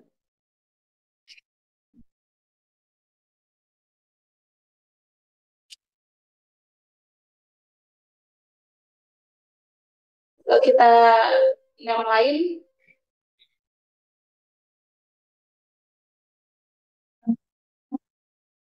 Martin. Kepada Bapak Martin, silakan Bapak. Ya, selamat siang. Selamat siang. Shalom. Saya tenaga pendamping profesional dari Sulawesi Barat, Kabupaten Mamasa. Tepatnya saya pendamping desa di Kecamatan Tabang. Terima kasih atas penjelasan yang telah disampaikan oleh Bapak tadi terkait dengan Permendes nomor 13 tahun 2023 tentang petunjuk operasional atas fokus penggunaan dana desa untuk tahun 2024. Dan juga sebelumnya sudah diterbitkan Permendes nomor 7 tahun 2023 tentang rincian prioritas penggunaan desa untuk tahun 2024. Saya kira pemaparannya cukup jelas dan sudah disampaikan oleh pemateri tadi bahwa Permendes nomor 7 itu adalah sifatnya pilihan dan Permendes nomor 13 tahun 2023 itu adalah sifatnya wajib. Saya kira Permendes nomor 13 ini sifatnya wajib dan harus dilakukan oleh desa. Pertanyaan saya, Bapak Ibu, tahun-tahun sebelumnya terkait dengan Permendes sebelumnya dan dilakukan sosialisasi seperti ini terkait dengan petunjuk penggunaan dana desa untuk tahun-tahun berikutnya. Persoalannya adalah sering tidak berjalan komunikasi yang baik misalnya kami di kabupaten. Dalam artian seperti ini yang saya sampaikan bahwa tidak berjalan komunikasi. Misalnya ada kegiatan yang diputuskan dalam musyawarah itu, lalu kemudian dilakukan proses asistensi di tingkatan kabupaten dalam hal ini. Misalnya kami di sosialisasi seperti ini disampaikan bahwa misalnya kegiatan pengadaan ambulans desa itu adalah menurut pemahaman kami berdasarkan hasil sosialisasi adalah ambulans desa itu adalah kebijakan kabupaten. Tetapi sampai sejauh ini Bapak kami khususnya di Kabupaten Mamasa ternyata setelah diasistensi di kabupaten itu diperbolehkan Pak, itu diperbolehkan. Jadi sehingga ini yang menjadi penekanan kami khususnya tenaga pendamping supaya ini berjalan kesepahaman kita di situ terkait dengan bisa tidaknya ini ambulans desa diadakan oleh desa. Karena pengalaman ya terus terang saja di desa dampingan saya ini ya ada yang mengadakan ambulans desa. Sementara dalam sosialisasi seperti ini itu disampaikan bahwa ambulans desa itu adalah kebijakan atau kewenangan kabupaten. Mungkin itu yang saya tambahkan, yang saya pertanyakan ya sekaitan dengan prioritas penggunaan desa nomor 13 ini terkait dengan petunjuk operasional atas fokus penggunaan dana desa tahun 2024 itu adalah sifatnya wajib dan kami siap untuk mengawal petunjuk ini ke desa-desa dampingan kami khususnya di Kabupaten Mamasa. Mungkin itu Bapak Ibu.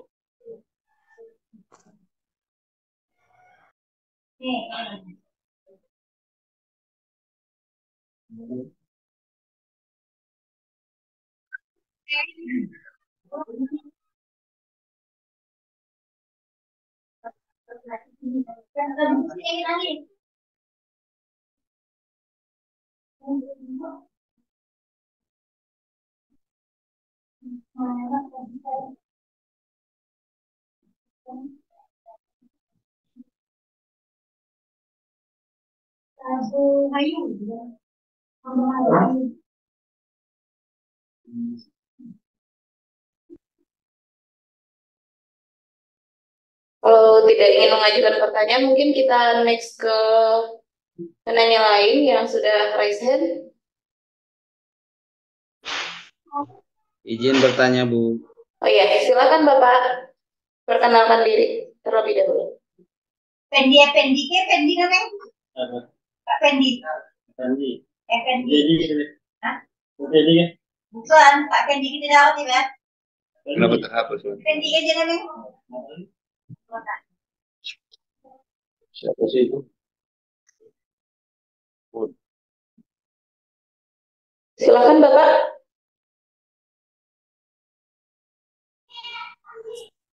Assalamualaikum warahmatullahi wabarakatuh.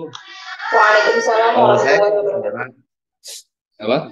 Dari Desa Citepus, Kecamatan Pelabuhan Ratu, Kabupaten Sukabumi.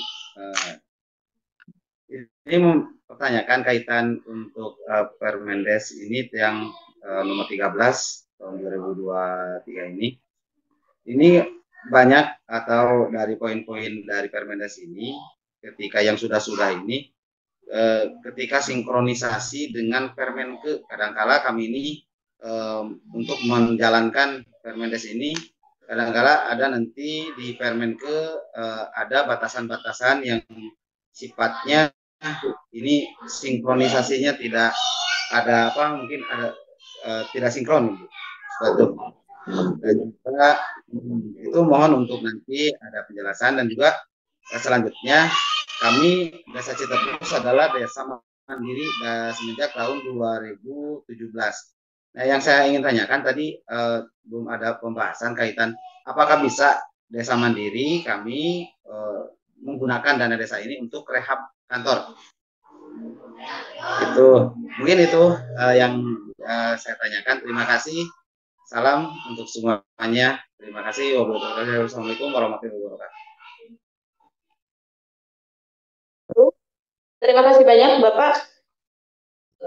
Terima kasih sudah ada 3 pertanyaan. Kita kasih kesempatan terlebih dahulu pada Bapak Direktur untuk menjawab pertanyaannya. Yang pertama dari Bapak Henry Wijaya terkait BLT. Bagaimana jika tidak memenuhi, jika tidak mencukupi 25%? Silakan Bapak. Baik, saya menanggapi pertanyaan Pak Henry Wijaya dari Landak, kemudian Pak Martin dari Sulbar, dari Mamasa, dan Pak Kades Citepu dari Sukabumi. Jadi ini perwakilan 3 pulau besar nih. Dari Kalimantan ada, dari Pulau Sulawesi ada, dari Pulau Jawa ada. Nah, pertanyaannya bagus-bagus. Pertama dari Pak Henry, bagaimana kalau tidak sampai 25%? Boleh tidak sampai 25%. Kalau kondisi realnya seperti itu. Tahun 2023 ini regulasi yang kami buat adalah maksimal 25%. Namun di tengah jalan ada kekhawatiran, ada desa yang tidak menganggarkan, tidak sampai sehingga melalui PMK diberikan batasan minimal 10%. Di perjalanan ada beberapa desa yang komplain itu. Antara lain desa-desa di Kabupaten Badung, Provinsi Bali. Wah, kami ini dengan memakai indikator apa saja susah mencapai angka minimal 10%. Karena warga kami sudah sejahtera, di samping dana desa juga ada dana bagi hasil pajak dari pemerintah kabupaten yang jumlahnya cukup besar, sehingga susah memenuhi batasan minimal tersebut. Sehingga setelah kami berdiskusi dengan Kementerian Keuangan, dengan Kementerian Dalam Negeri, dan sampai ke Badan Anggaran DPR, Banggar DPR, maka diputuskan dalam Undang-Undang APBN untuk BLT ini maksimal 25%, Pak Henry. Karena maksimal 25%, kalau di desanya Pak Henry, ada desa, karena ini Pak Henry dari DPMD Kabupaten Landak, ada desa di Kabupaten Landak ternyata tidak sampai 25%, mungkin hanya 20%, atau mungkin hanya 15%. Silakan. Di bawah 25% itu silahkan. Tetapi catatannya harus betul-betul sesuai kondisi realnya. Jangan mestinya 25% warga tidak mampu, tetapi Pak Kades atau perangkat desa pingin program-program lain sehingga hak warga tidak mampu ini dialihkan. Itu tidak boleh. Jadi perlu mengedepankan transparansi dalam penetapan orang-orangnya, penerima manfaatnya, dan tentu harus mengedepankan hati nurani kita. Kalau ada warga masyarakat yang memang nyata-nyata memenuhi syarat, nyata-nyata memenuhi kriteria, silakan dimasukkan untuk penerima BLT tersebut. Tetapi kalau di sebuah desa tidak sampai lagi 25%, mungkin hanya 20%, mungkin hanya 23%, atau mungkin hanya 15%, maka silakan menggunakan dana desanya untuk itu. Kemudian untuk Pak Martin, gimana kabar Pak Martin di Mamasa, Solata? Memang betul Pak Martin, Kami pun menyimak, kami pun memperhatikan. Ada beberapa pemerintah daerah yang pengen sukses programnya, tetapi tidak menyiapkan anggaran. Ada beberapa yang pengen sukses programnya, tapi numpang di dana desa. Ini tidak boleh, apalagi catatan penting dari dana desa ini adalah dana desa itu merupakan dana rekognisi negara yang diberikan kepada desa agar desa berdaya menjalankan kewenangannya.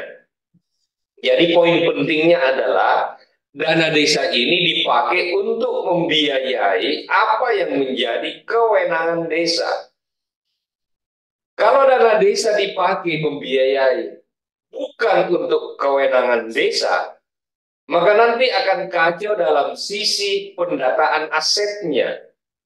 Nanti akan kacau manakala kita berbicara kewenangan. Kita kan melindungi teman-teman kepala desa ini agar tidak tersangkut persoalan hukum. Salah satu caranya adalah harus betul-betul menjalankan pembiayaan dana desa ini sesuai dengan kewenangan desa. Jadi terkait puskesmas, ada puskesmas atau mobil ambulans segala macam, itu kan bukan kewenangan desa sebenarnya. Tetapi pemerintah kabupaten yang tempatnya memverifikasi program tersebut, kadang menitip-nitip seperti itu program. Dibuatlah seakan-akan disepakati dalam musdes. Tetapi saya harap kepala desa dan teman-teman pendamping harus tahu bahwa dana pembiayaan program-program kegiatan yang ada di desa itu bukan hanya dana desa. Dana desa hanya satu dari 7 sumber pembiayaan yang ada di desa. Jadi jangan sedikit-sedikit dana desa, jangan sedikit-sedikit dana desa, semua harus dana desa. Tidak seperti itu.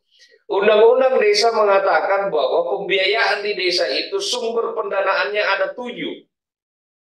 Bisa dari pendapatan asli desa, bisa dari bantuan APBD provinsi, bantuan APBD kabupaten kota, bisa dari bagi hasil pajak dan retribusi daerah kabupaten dan kota, bisa dari hibah pihak ketiga sumber lain yang sah, dan seterusnya. Dana desa adalah hanya satu dari 7 sumber pendapatan. Jangan semuanya lari ke dana desa. Nanti dana desa, kalau semuanya lari ke dana desa, semangat pemberian dana desa ini sebagai rekognisi negara untuk membiayai kewenangan desa nanti akan melenceng. Dana desa ini menurut amanah peraturan pemerintah nomor 37 tahun 2023 harus fokus pada 2 hal. Pertama adalah untuk membiayai program-program di bidang pembangunan, dan yang kedua adalah membiayai program-program pemberdayaan masyarakat. Jadi tegas ya Pak Martin, selamat bekerja dan solata. Untuk dari Sukabumi, dari Kepala Desa Citepu, dari Desa Citepu Sukabumi, terkadang masih menemukan tidak sinkronnya regulasi yang diterbitkan oleh Kementerian Desa dan mungkin regulasi dari stakeholder lain. Saya ingin menyampaikan bahwa kami dengan Kementerian Desa, dengan Kementerian Dalam Negeri, dengan Kementerian Keuangan, atau kementerian lembaga terkait lainnya selalu berkoordinasi dan mengedepankan komunikasi untuk sebuah regulasi yang kami terbitkan. Jadi contoh, kami menerbitkan Permendes ini sejak awal dibahas, itu sudah melibatkan Kementerian Dalam Negeri, sudah melibatkan Kementerian Keuangan, Kemenko PMK, Bappenas, apalagi BPKP, semuanya sudah terlibat dalam catatan-catatan ini, sehingga diharapkan ke depan mudah-mudahan tidak ada lagi suasana yang tidak sinkron, karena ini sudah dibahas secara bersama-sama dan kolektif bersama dengan kementerian lain, termasuk Kementerian Sekretariat Kabinet dan lain sebagainya. Bapak Ibu, pertanyaan dari Pak Kades Citepu, saya tadi pikir bukan Pak Kades, tapi setelah bicara tunduk sedikit, lihat topinya, wah ada lambang Kades di situ, ternyata Pak Kades. Nah, ini tidak kelihatan kan. Desa saya desa mandiri, Pak. Bolehkah untuk rehab? Boleh. Tapi tidak diatur dalam permen fokus ini. Dia diatur dalam permen rincian prioritas yang sudah terbit sejak 1 November lalu. Karena itu tidak wajib. Kalau yang diatur permen sekarang sifatnya wajib semua. Yang diatur di rincian itu adalah pilihan. Jadi kalau Pak Kades mau menggunakan, boleh. Tidak mau menggunakan juga boleh. Karena itu di Permendes sebelumnya. Nah, bagaimana dengan dana desa untuk rehab kantor? Tahun 2024 menurut Permendes nomor 7 tahun 2023 yang kita sosialisasikan bulan lalu, dapat digunakan untuk rehabilitasi kantor maksimal 10% dari pagu dana desa, jangan lebih-lebih walaupun sedikit, maksimal. Tapi kalau bicara maksimal, Bapak kurang dari itu dianggap ya hanya 5% aja untuk tambal-tambal atap yang bocor, untuk ngecat itu boleh. Tetapi khusus untuk dana, khusus untuk desa yang berstatus mandiri. Kenapa desa mandiri boleh? Pertama, kami memandang bahwa desa yang belum mandiri, mungkin desanya sangat tertinggal, atau desanya sangat tertinggal. Tentu fokus pembangunannya masih banyak berkutat pada infrastruktur atau kegiatan lain yang menjadi kebutuhan sangat penting masyarakat seperti perbaikan jalan, drainase, dan lain sebagainya. Sementara desa mandiri itu sudah selesai. Orientasi desa mandiri sekarang adalah orientasi pelayanan. Bagaimana mungkin melakukan pelayanan yang baik kepada warga kalau di ruangan tunggu Pak Kades ini masih bocor atapnya? Itu pikiran sederhananya. Jadi karena orientasi desa mandiri ini adalah orientasi pelayanan, maka dapat menggunakan maksimal 10% dari pagu dana desa untuk rehabilitasi ringan kantor tersebut. Tapi ini pilihan, bisa digunakan, bisa tidak, besarannya juga tidak boleh lebih 10%, tapi di bawah itu juga boleh. Nah, Bapak Ibu sekalian, itu tanggapan saya atas 3 pertanyaan, masing-masing dari Pak Henry Wijaya, dari Pak Martin. Tetap semangat untuk mengawal. Anda, Pak Martin, adalah pendamping desa, dituntut untuk tetap punya semangat mengawal desa-desa ini sesuai dengan regulasi. Jadi kalau ada desa yang mau melenceng dari regulasi, tugasnya Pak Martin untuk mengingatkan. Kalau sudah diingatkan, tetap ngotot, tidak sesuai dengan regulasi, maka risiko ditanggung masing-masing. Oke, dengan Pak Kades Citepu. Terima kasih 3 pertanyaan ini. Terima kasih Pak Direktur. Terima kasih juga Bapak yang sudah memberikan pertanyaan. Selanjutnya kami memberikan kesempatan untuk Bapak Ibu yang sudah bertanya melalui YouTube. Silakan rekan-rekan panitia yang sudah merekap pertanyaannya. Ini kumpul 3 juga Pak atau 1? 3 aja, sesudah 3 ini tutup. Oh iya. Kita udah mau makan. Yang pertama ini ada dari pertanyaan di kolom chat Zoom juga dari Bapak Fadlun TAPM Kabupaten Aceh. Bagaimana bentuk kegiatan ketahanan pangan yang desanya berada di dalam kota tanpa persawahan, perkebunan, tanpa perikanan, tanpa hutan, dan tanpa saluran irigasi? Gitu Pak Dir. Berikut pertanyaan kedua dari Bapak Paulus, Desa Tradisi Kabupaten Mamasa, ini dari YouTube. Apakah dana operasional 3% bisa untuk insentif RT dan RW, Linmas, LPM? Apakah dana operasional pemerintah desa boleh untuk SPPD, aparatur desa atau kades dalam koordinasi ke kecamatan atau kabupaten? Pertanyaan ketiga. Terima kasih. Masih ada 1 pertanyaan lagi.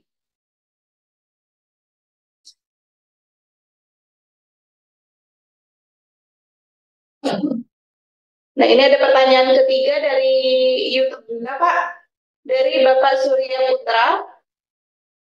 Ini pertanyaan dua orang yang sama, jadi digabungin dari YouTube. Ada Umi Zuhroh. Izin bertanya, pemberian makanan tambahan untuk anak gizi buruk usia di atas 24 bulan sampai 59 bulan, apakah bisa menggunakan dana desa? Dana desa untuk BLT desa minimal berapa persen? Dan persentase untuk kegiatan kesehatan stunting berapa persen dari dana desa? Ada 3 pertanyaan, Pak Direktur. Kami berikan kesempatan, silakan. Baik, saya akan menanggapi 3 pertanyaan berikut. Pertama dari Pak Fadlun, TAPM Kabupaten Aceh. Kabupaten Aceh besar atau apa nih? Karena Kabupaten Aceh besar kali ini ya. Karena Kabupaten Aceh itu macam-macam. Ada Aceh besar, ada Aceh Tenggara, ada Aceh Timur, ada Aceh Barat. Tapi walaupun demikian tidak lengkap. Pertanyaan Pak Fadlun, bagaimana bentuk kegiatan ketahanan pangan yang desanya berada di dalam kota, tidak punya persawahan, tidak punya perkebunan, tidak ada kawasan-kawasan untuk perikanan, tidak ada hutannya, tidak ada saluran irigasinya. Pertanyaan ini menarik, dan pertanyaan ini saya temukan dari desa-desa yang ada di Jogja, di Bantul, di Sleman, di Kabupaten Sleman, Jogja juga ada nanya, gimana nih? Saya menemukan kepala desa di Sleman nanya, Pak, bagaimana ini desa saya ini penuh dengan ruko-ruko, ada hotel, bangunan perkantoran, dan warganya memiliki lahan yang sempit. Pertanyaan serupa saya temukan di Aceh, kota Banda Aceh. Di kota Banda Aceh ada 2 desa yang bertanya ke saya, Pak, kami ini wilayah-wilayah bisnis, banyak ruko-ruko yang jual-jual, tidak ada lahannya. Sementara kegiatan untuk ketahanan pangan ini adalah menu wajib. Apa yang kami lakukan? Di beberapa tempat yang kami temukan, karena ini sifatnya wajib dan arahan undang-undang APBN, maka kegiatan-kegiatan untuk ketahanan pangan ini bisa dalam bentuk kegiatan hidroponik. Jadi hidroponik, tanaman keluarga. Misalnya pakai hidroponik di rumah-rumah warga untuk sayur mayur. Boleh menggunakan dana desa. Atau bioflok. Bioflok itu kolam ikan dari terpal. Pak Fadlun dari Kabupaten Aceh, saya menemukan desa, saya lupa nama desanya, salah satu desa di kota Banda Aceh, desa yang kemarin kita undang ke Jogja itu desa apa namanya? Desa Lampulo, Pak Fadlun ya. Desa Lampulo di kota Banda Aceh. Itu desanya juga kan kota, perkotaan lah, namanya saja kota Banda Aceh. Tapi dia membuat bioflok, kolam dari terpal di lahan-lahan warga yang masih kosong. Dan hasil bioflok itu, karena biofloknya ini dia kasih bibit ikan nila, bibit ikan emas, bibit ikan lele, hasil panen bioflok itu dibagikan ke warga-warga kurang mampu dan rawan gizi, atau mungkin warga yang di dalam rangka pencegahan untuk stunting ini. Jadi itu keren sebenarnya. Jadi warga-warga desa-desa yang lahannya terbatas, nggak ada persawahannya, nggak ada kebunannya, perikanannya, hutan, irigasinya tidak ada, bisa dalam bentuk hidroponik, bisa dalam bentuk bioflok tadi. Kemudian pertanyaan berikutnya, kedua, coba ditampilkan dari Pak Paulus, Desa Tadisi Kabupaten Mamasa, juga dari DPP Kecamatan Anggana, bertanya melalui YouTube, apakah dana operasional 3% ini bisa untuk insentif RT, RW, Linmas, LPM? Bapak Ibu sekalian, bukan hanya dana operasional ini, tetapi menyeluruh dana desa ini bukan untuk dibagi-bagi sebagai honor, tetapi Sekali lagi, dana desa ini kan boleh sumbernya dari lain. Kalau RT RW mau dikasih insentif, tapi sumbernya dari APBD kabupaten, silakan. Melalui dari dana ADD yang numpang di APBD, silakan. Tapi dana desa tidak diperuntukkan untuk bagi-bagi insentif ke RT RW, Limas, LPM, organisasi apa saja. Dan pertanyaan keduanya, apakah operasional pemerintah desa boleh untuk SPPD, aparat desa, kades dalam koordinasi kecamatan kabupaten? Boleh, karena operasional itu kan di dalamnya ada biaya bensin, biaya transport. Bagi desa yang jauh sekali di pedalaman, ingin dikoordinasi di kabupaten, memakan waktu berjam-jam atau bahkan berhari untuk sampai kabupaten, kan tidak mungkin selesai kabupaten langsung pulang. Pasti nginep di kabupaten. Biaya penginapannya juga boleh. Jadi sifatnya biaya koordinasi ini operasional yang menunjang tugas-tugas pemerintah desa yang berkoordinasi di dalam kabupaten yang sama. Di dalam kabupaten. Tapi kalau berangkat ke Jakarta, tidak boleh lagi dari operasional ini. Boleh, bukan berarti kepala desa tidak boleh ke Jakarta. Boleh ke Jakarta, tetapi memakai sumber pendapatan lain. Misalnya ADES-nya atau ADD-nya, ada nomenklatur begitu, boleh-boleh saja. Tetapi kalau dari dana desa, sekali lagi tidak diperkenankan untuk memakai berkoordinasi di luar kabupaten yang bersangkutan. Pertanyaan ketiga, pemberian makanan tambahan untuk anak gizi buruk di atas 24 bulan sampai 5 bulan, 9 bulan. Apa boleh? Boleh. Boleh untuk pemberian makanan tambahan. Bisa digunakan dari dana desa ini. Kemudian minimal berapa untuk BLT? Tidak ada minimalnya.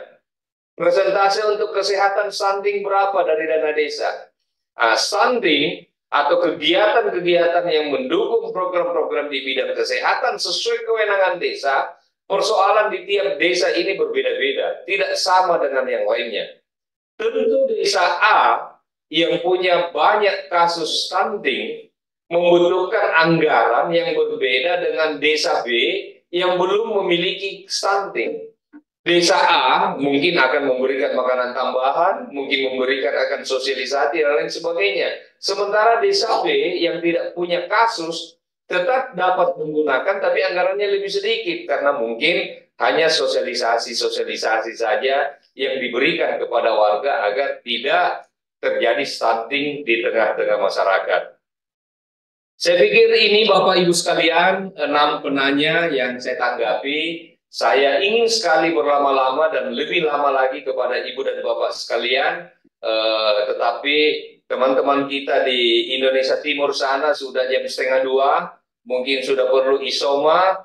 Kita sebagai ucapan terima kasih saya atas perhatian yang konsisten yang mengikuti Zoom ini, semua kepala desa, semua pendamping, semua warga desa, sebagai ucapan apresiasi saya, terima kasih saya atas sertaan Ibu dan Bapak sekalian, saya akan menghadiahkan sebuah pantun penutup. Bawa peti ke kantor Bumdes, melewati kali berair amis. Setiap kulihat senyum Pak Kades, kopi hitam pun terasa manis. Terima kasih. Wassalamualaikum warahmatullahi wabarakatuh. Tetap semangat. Waalaikumsalam warahmatullahi wabarakatuh. Terima kasih banyak Bapak Direktur Fasilitasi Pemanfaatan Dana Desa yang sudah memaparkan pada kita terkait dengan Peraturan Menteri Desa Nomor 13 Tahun 2023 yang baru saja diterbitkan tentang petunjuk operasional atas fokus penggunaan dana desa tahun 2024 ini.